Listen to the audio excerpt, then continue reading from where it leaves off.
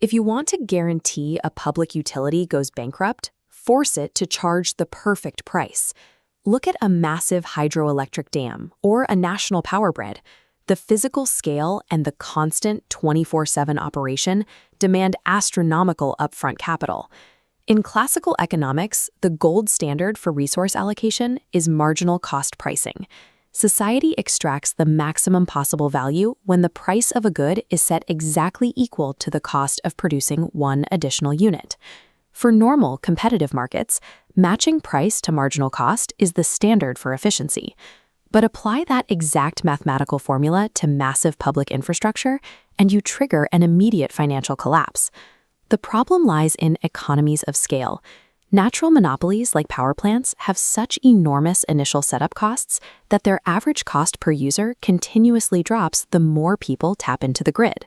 In this natural monopoly chart, the green average cost curve sits entirely above the blue marginal cost curve.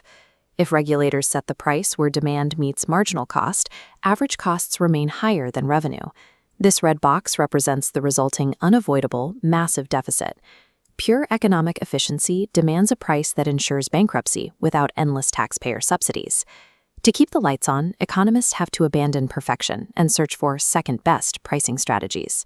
The most obvious solution is to simply charge consumers exactly what it costs the company to deliver the service. This graph illustrates average cost pricing. We find the required price where the demand and average cost curves intersect, erasing the deficit. But there's a mathematical penalty.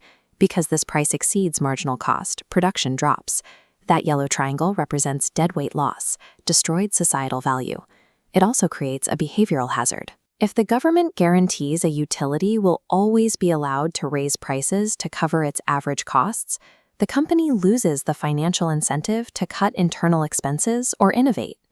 Average cost pricing solves the corporate bankruptcy issue, but it artificially shrinks the economy.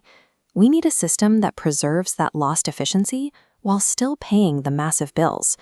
The next solution splits the problem in two. It's called a two-part tariff, and it works like an amusement park. You pay a fixed entrance fee plus a variable fee for every ride you take. This chart shows the mechanics. First, we set the variable usage fee at the ultra-low marginal cost level. To solve the resulting bankruptcy, regulators calculate that exact shortfall, the B plus C rectangle, and divide it equally among users. That becomes the mandatory fixed base fee. When private monopolies use this system, they optimize the math. Take a local monopoly running a golf course. Looking at this demand curve, if the course sets a usage fee equal to its $1 marginal cost, it extracts the maximum fixed fee by calculating the entire consumer surplus area above it. Here, that's a flat $240 annual membership, capturing all surplus value. The two-part tariff balances the books efficiently, but if the required fixed fee to maintain the grid is too steep, lower-income households get priced out entirely, losing access to a basic public service. What if a utility provides several different services and simply needs to extract a specific total revenue to survive? Which prices do you raise to do the least damage to society? The mathematical answer is Ramsey pricing. The rule dictates that price markups must be inversely proportional to a product's price elasticity of demand. These two charts prove why. Raising prices on a highly elastic good creates a massive blue area of deadweight loss. But raise prices on an inelastic necessity, and demand barely moves. The resulting economic loss, the green triangle, is kept minimal. We can calculate the exact prices using this strict equation. To minimize total deadweight loss across an economy, the math requires us to extract the highest profit margins from the goods that people are least able to go without. Ramsey pricing delivers a flawless mathematical optimization for economic loss, but practically, it prescribes heavily taxing the exact goods the public is most desperate for. The final major variable is time. Some utility networks experience violent swings in demand, like the electricity grid facing peak air conditioning use in the middle of summer compared to a mild spring day.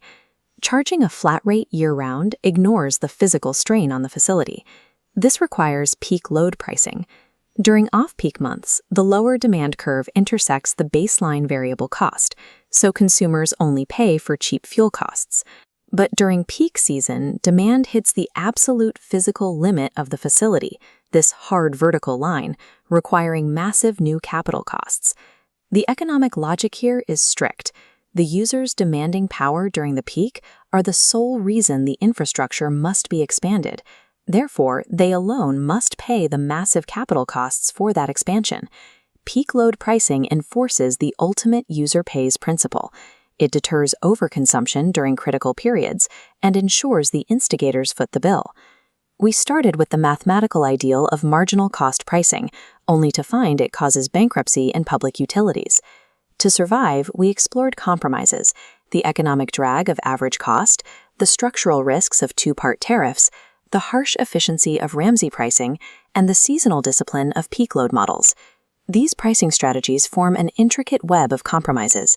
Economists deploy them to balance heavy financial realities against the need to maximize public value. But look closely at the underlying logic, particularly within Ramsey pricing, and an uncomfortable reality emerges from the math.